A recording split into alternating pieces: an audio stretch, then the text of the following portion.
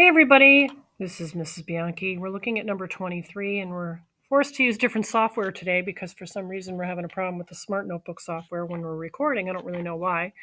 But at any rate, number 23 reads, of 450 lunches sold at school on Thursday, 40% were hamburgers and the rest were pizza. How many more pizza lunches were sold than hamburgers? All right, so we've been talking a lot about this idea of double tape diagrams. One of the bars would be talking about the percent. So how about we make the bottom one be percent? And the other one is talking about the lunches. Now, I always like to start out figuring out the percentages that are offered in the thing. So how about we use like red pen? So it says 40% were hamburgers. So that's, not quite half, maybe something like that, 40%. And then you would want to label it for what it is. So they're saying hamburger, so let's put an H for hamburger. Now, what does that mean about the other piece? The other piece would have to be, let's see if I don't have green. Actually, I do have green. The other piece would be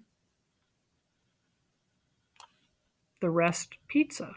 So let's label that with a P for pizza.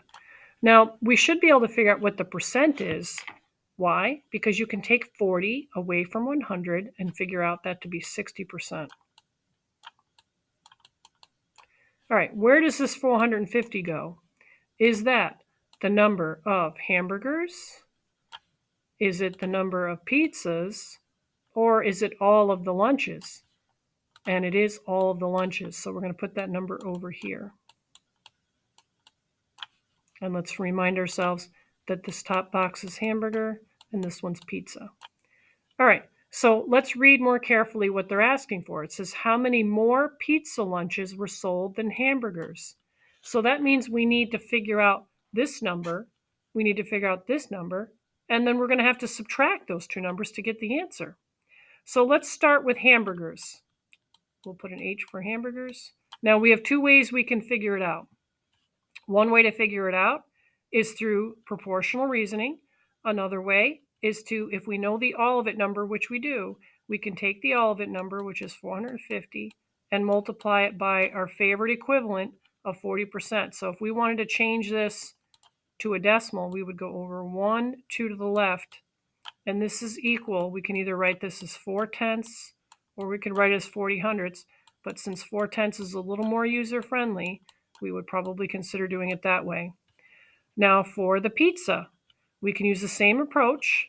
For the pizza, we can take the all of it number, which is 450, multiply it by the decimal equivalent of this, which we move the decimal over. That's going to end up being 6/10. And we'll have some number. Now, a couple reminders. What you want to make sure you do is you want to make sure you move that decimal over 2 to the left for each one, because this is one position away and this is one position away. So you're going to have a number for pizza.